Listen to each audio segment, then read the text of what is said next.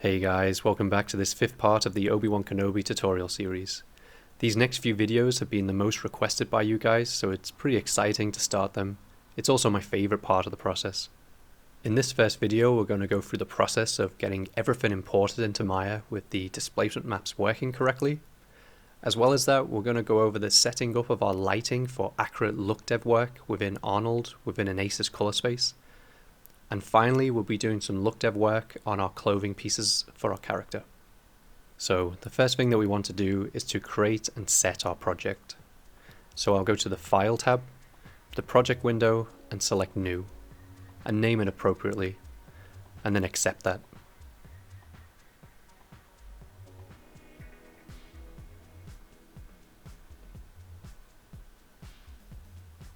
Then I'll go to File, Set Project, and select the newly generated project.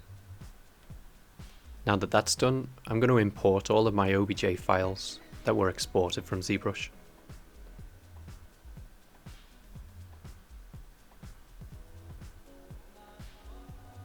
Once they're all imported, I want to set up an Arnold shader for each of them.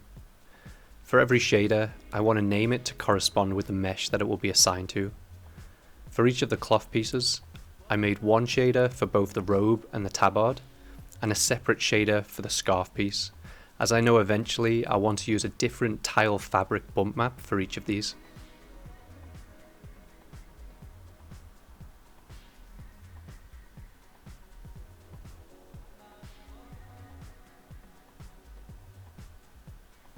Once they're all named appropriately, I'll set the diffuse weight to 1, and in the diffuse color options box, I'll uncheck color management and change the RGB color values to 0.18. I'm not sure if that color management box is a bug inside of Maya. It makes more sense to me that color management should be left enabled, but I did some renders with the box enabled and disabled, and when it's disabled, it does actually give me the correct linear value in the renders. If anybody has any more information on that, I'd be interested to know. I'll do the same thing for all my shaders, and then assign them to the corresponding meshes.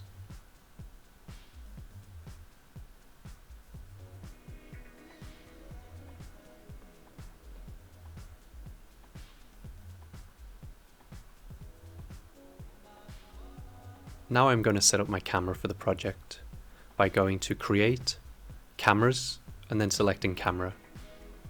To look through the camera, I'll go to Panels, Perspective, and to Camera 1, and then I'll translate back and try and line up roughly to where I want my mesh to be centered. To change the resolution of my rendered image, I'll go to the Render Settings, and in the Common tab, I'll go to Image Size and just select 1K square for now.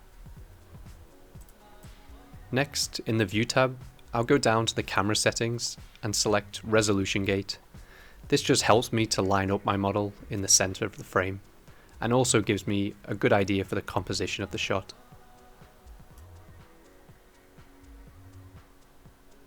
After that, I want to change the camera focal length. To demonstrate how the focal length affects the composition of the shot, I created a duplicate of camera 1 and then changed its focal length to 105. I then translated it back to mimic the original composition of camera 1.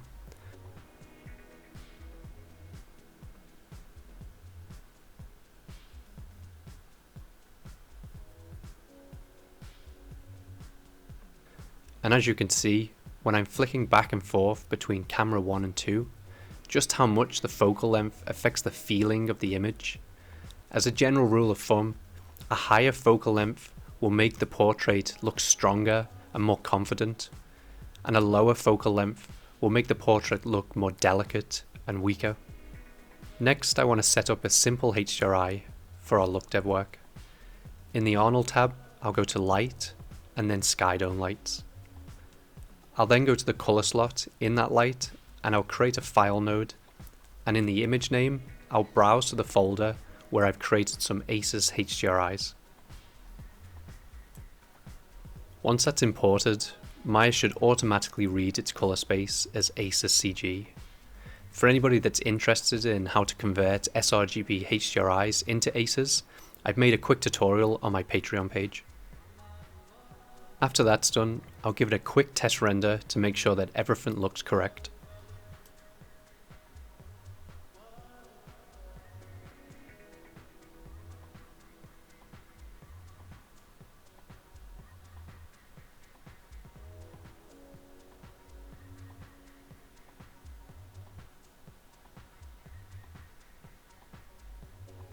One final thing to do before I start getting into the shaders is to set up some render spheres to help me determine the lighting a little bit better.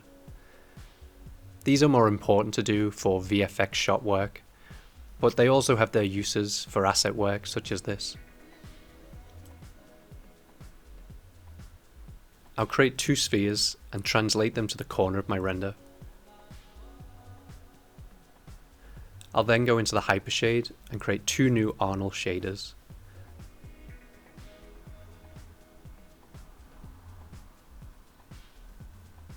I'll name them and change the grey sphere's colour to 0.18, just like the model, and unselect colour management.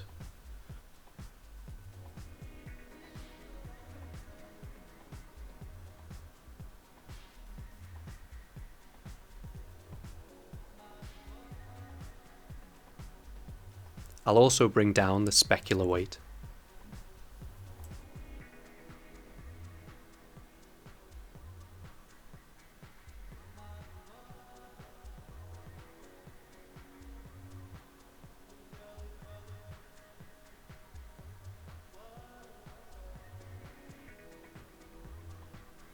For the chrome sphere, I'll turn the specular roughness down to 0.05, and then I'll turn the metalness to 1.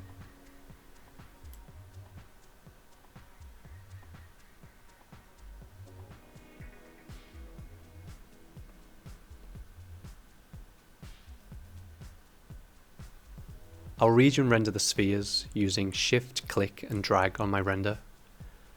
The grey sphere gives me a good indication of where the shadow termination line is, as well as how hard the lights are. The chrome sphere just gives me a better indication of where the more intense lights are positioned in the scene. So now I'm just going to go into my hypershade and go to the Edit tab and delete unused nodes to make sure that everything is clean. One thing that I should mention is to not use this button once we're setting up the Xgen shaders, as it tends to delete even the ones that are being used. Now I'm ready to start setting up my displacement maps for my model. Click on the mesh that you want to add displacement to. In the attribute editor, go to the Arnold dropdown and then to subdivisions, and change the type to Cat Clark. Move the iteration slider to how many subdivisions you had in Zbrush. Then, in the displacement attributes, change the scalar to 0.5. This will make sure that any values below 0.5 in our maps will push in, and any values above 0.5 will push out. In the auto bump dropdown, I enable auto bump. I found that this gives me slightly higher resolution details. Now, in the hypershade, select your shading group for the material and create a file node for the displacement slot.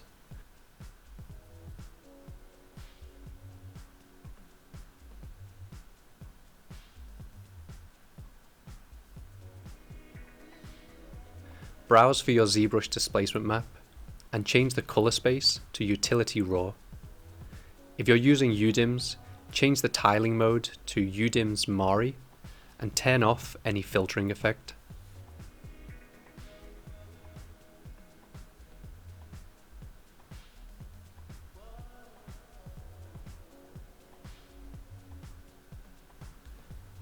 I'll then go through all my other models and apply their displacement maps, as well as changing their Arnold attributes.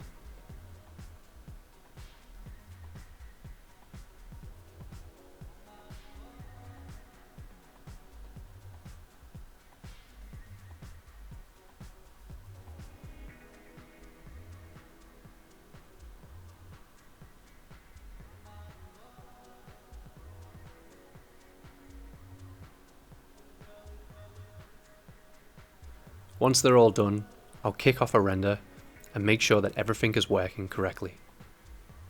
I can see that the displacement is working in the render, but I need to change my quality and resolution settings to get a better idea of how things are looking. In the render settings, I'll increase my diffuse and specular samples to start off with. I'm being quite conservative here because I'm rendering with a 6-year-old laptop. You might find that you can go a lot higher with your machine with no adverse effect on render time increases.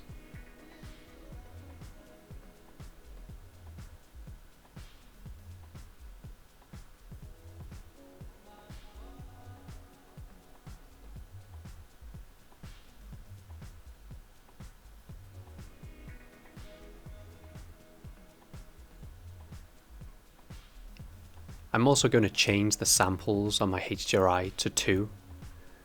And then finally, back in the Common tab of our render settings, I'll change the resolution to 3K. Once that's done, I'll make another render.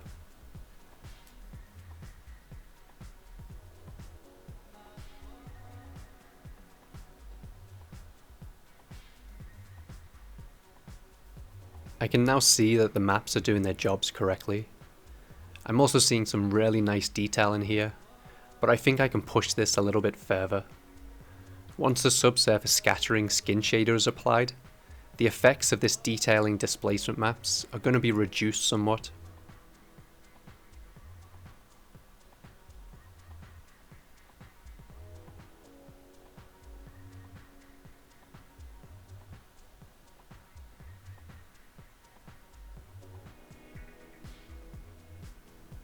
In the Arnold displacement attributes, I'll increase the height by 10%, and with a region render, I'll then do another test. In the bottom right hand corner of the Arnold render panel, I can save a snapshot of my different versions. Flicking back and forth between my renders, I can see a slight difference between them, but I'm looking for a little bit more. So I'll go back to my Arnold render attributes and bump it up by 10% more and test it again.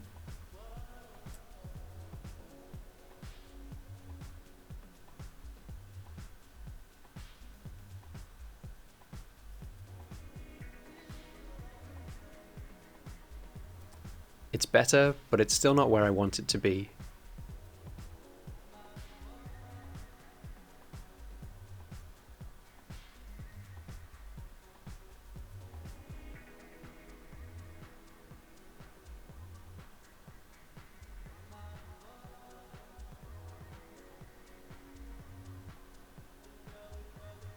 In the Arnold shader, I'll go to the geometry dropdown and create a file node in the bump slot.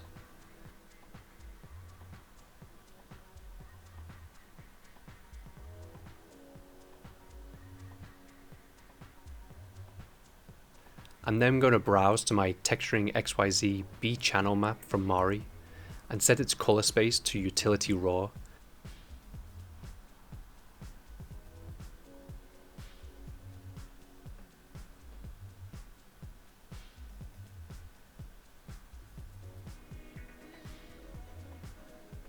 And turn off any filtering that's happening.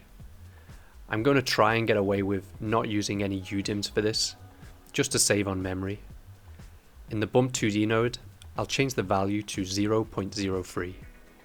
Once that's done, I'll do another test render.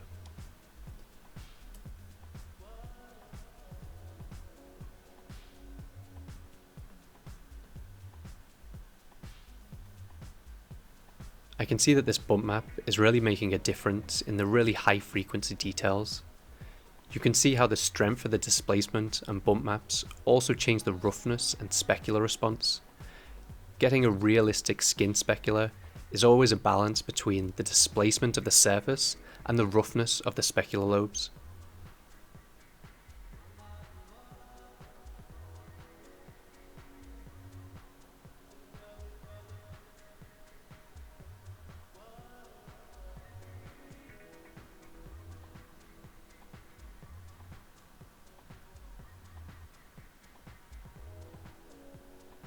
So now that I'm reasonably happy with the displacement on the model, I'm going to start working on the shader for the cloth. The first thing I'll do for the tabard and robe shader is to switch off the specular lobe.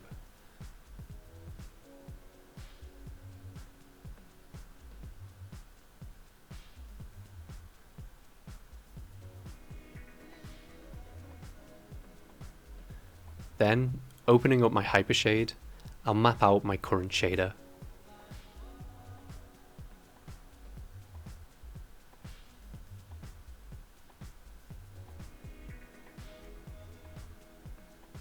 I'm going to create the color map first, so I'll import a file node into the color slot, and in that file node I'm going to browse the tileable fabric weave texture that I found online that I've desaturated.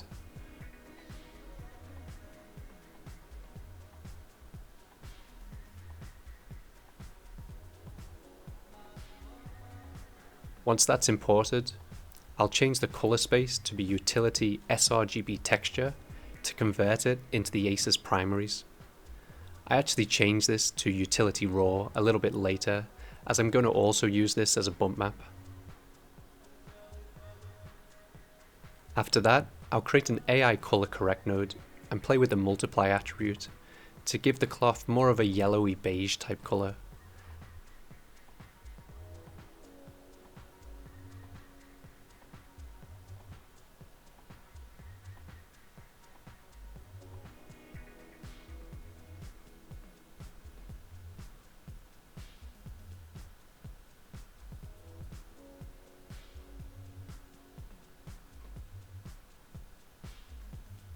I'll do a quick test render just as a starting point.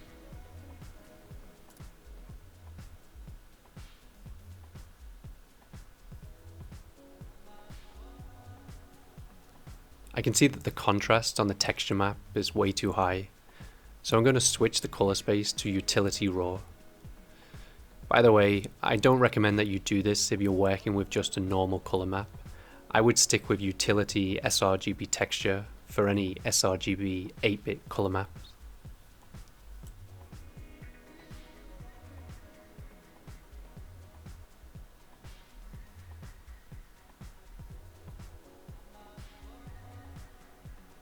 In the AI color correct node, I'm going to up the gamma a little bit to also help with the contrast of the map.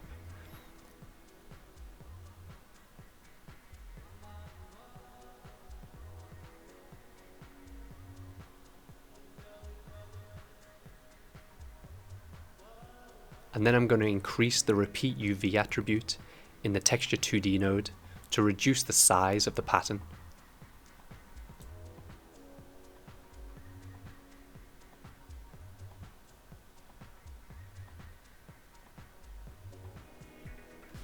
I'm still not happy with the color. It's always difficult to match color on an asset like this. In production, your reference is usually shot with the same camera and converted into the same color space that you're using, as well as being lit by the same light sources as your 3D scene. So it's much easier to grab the exact colors from your reference and replicate them in 3D. With this, all three aspects are going to be different. It's going to be using a different camera, it's going to be in a different color space, it's going to be lit with different lights. The only thing that I can do is just to eyeball the colors for now. I'll go more in depth with this in a different tutorial.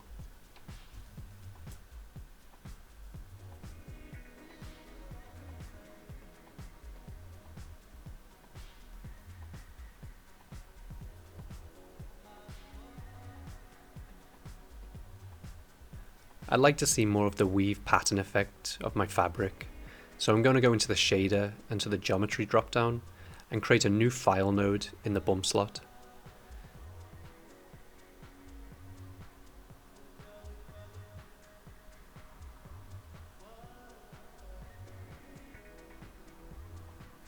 In the color file, I'll select the out R channel and plug it into the bump value. I'll then also delete any unwanted file nodes.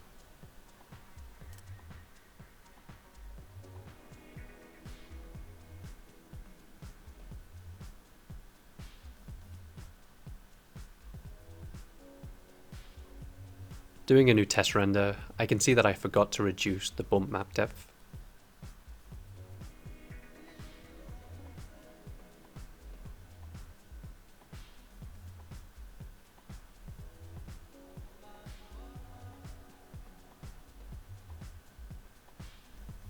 I can start to see the fabric weave much better now, but I can still see that it's maybe a little bit too much on the larger side. So I'm going to go back into the Texture 2D node and increase the Repeat UV attribute, as well as reducing the bump depth.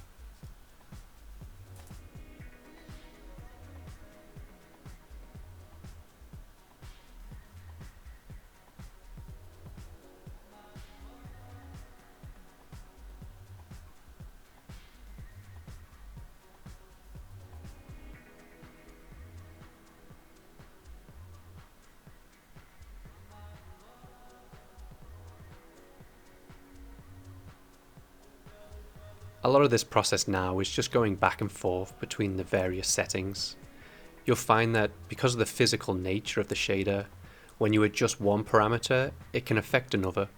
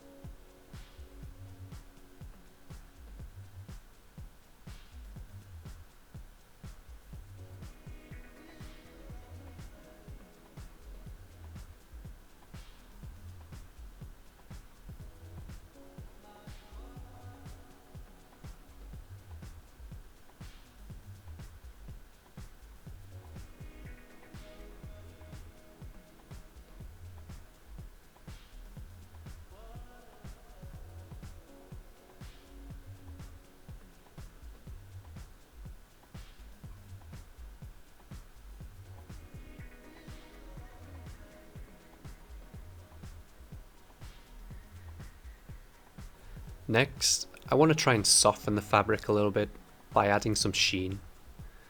This will simulate the tiny hairs on the cloth that catch the light. I want the value to be higher than my diffuse color, but also lower than 1 to keep it physically correct.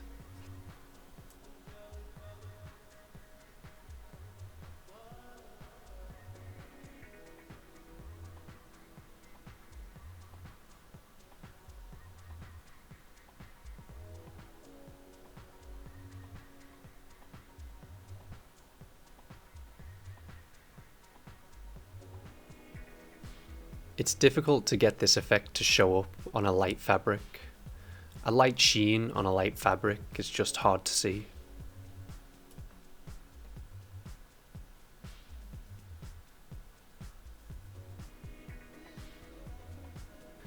The color is definitely getting closer. It's all about just refining at this point.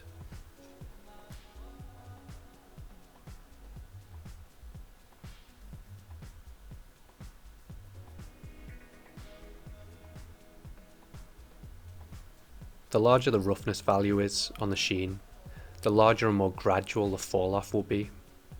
Fabrics like silk or satin will have a much smaller roughness.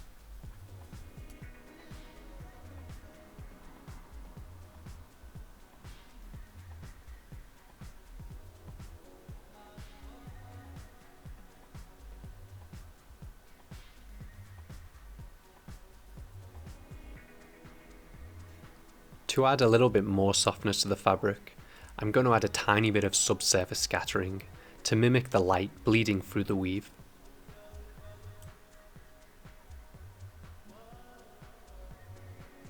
I'll change the subsurface scattering weight to 1 and turn off the diffuse lobe. For the scale, I'm going to use an extremely low value. The closer it is to 0, the closer it is to a more diffuse response.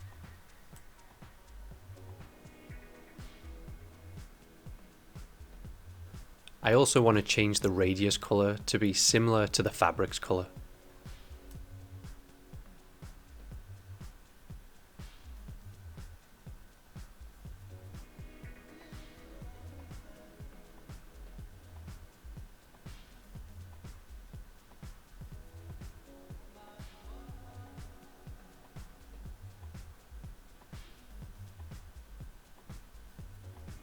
By saving a snapshot of my previous render and then selecting a region over it, I can compare the effect before and after the subsurface.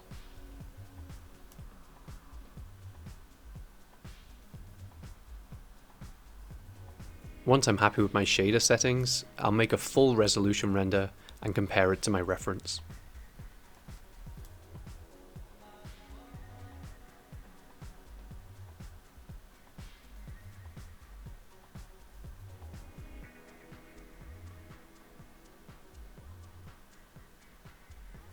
Now that I have the robe and the tabard shader done, I can now start on the scarf piece in the same process. In the diffuse color slot, I'll create a file node and browse to a tiled fabric pattern that I've desaturated. I'll set the file type to utility raw, as I'll be using it for the bump node. And like I said earlier, any 8-bit color maps should usually be set to utility sRGB texture to enable its ACES primaries.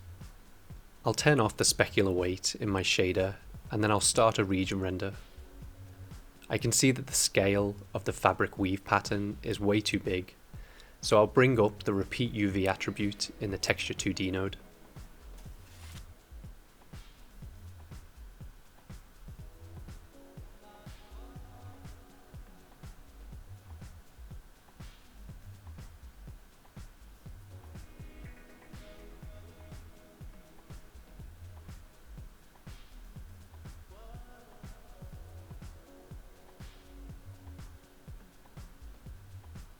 Once I'm happy with the scale, I'll create a file node for the bump slot under the Geometry tab, and select the R channel off the diffuse color map and plug it into the bump node, deleting the unwanted texture nodes.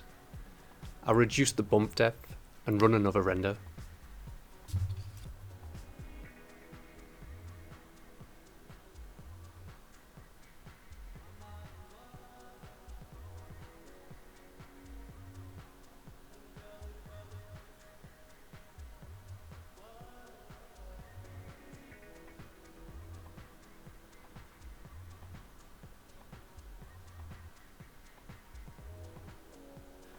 Once I'm happy with the bump scale and depth, I'll create an AI color node and plug it into the color map and to the shader. With live render enabled, I can play with the multiply value until it starts to line up closer to my referenced image.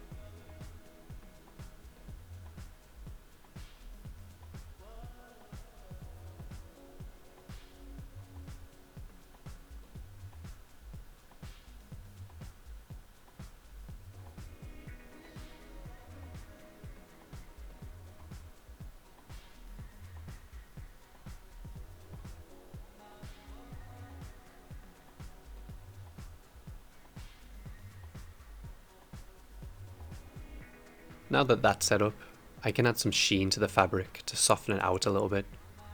With darker materials, it's much easier to see the sheen's effect.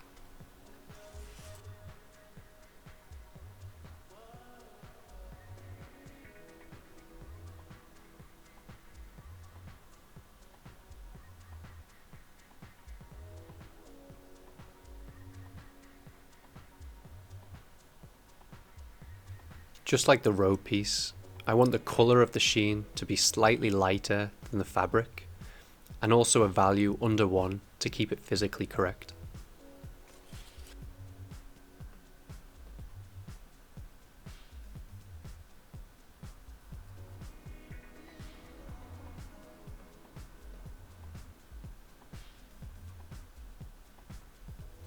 I can see a little bit more reds and oranges in the reference, so I'm just trying to replicate that now.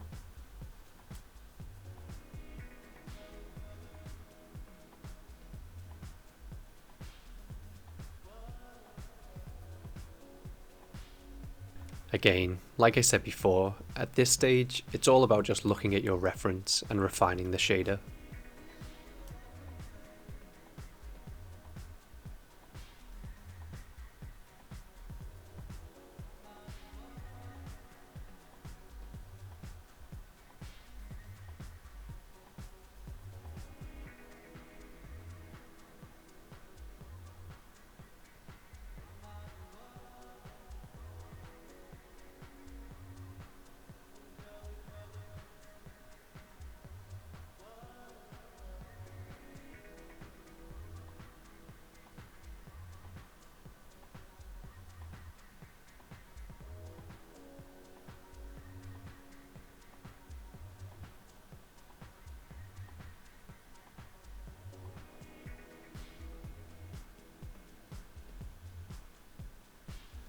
Once I'm happy with my shader settings, I'll check they're all responding correctly in multiple different lighting environments.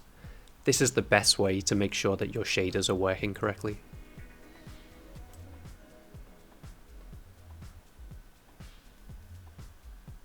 I can see that the shaders aren't looking too bad in the various different lighting environments. The robe and the tabard pieces are looking a little bit too hard still, but I think later when we add in some X-Gen fuzz, I think that will help it out quite a lot.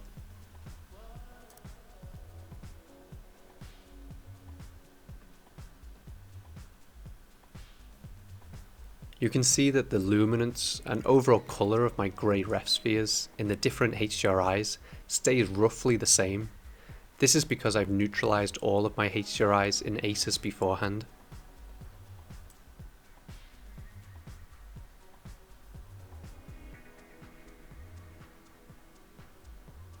One last thing that I like to do before I finish this video is to check out my colour map that I created from 3ds Wrap to see what changes will need to be made in the next part. First I want to increase the roughness on my specular lobe of my skin shader. The skin is looking a little bit glossy right now. I'll be going more in depth with this in the next video, but for now I'll set this value to 0.4. I'm also going to switch off the diffuse weight and instead use subsurface scattering.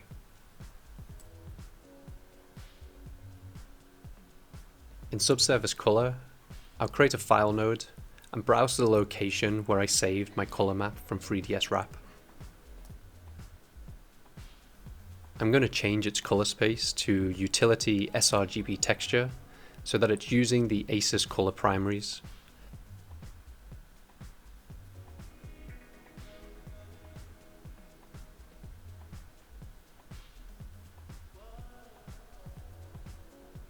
I'll turn off any filtering, and I'll leave the UV tiling for now.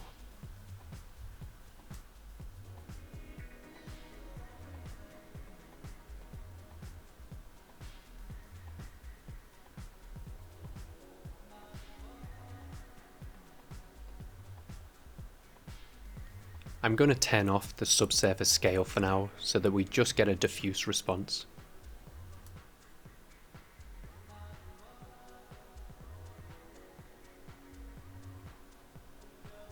As you can see, the skin texture is looking quite dark and a little bit saturated. This is because of the color space conversion to ACES, and is something that I'm going to talk about and fix in the next part of this tutorial. I hope you guys found this video useful, and I hope to see you in the next one. Cheers guys.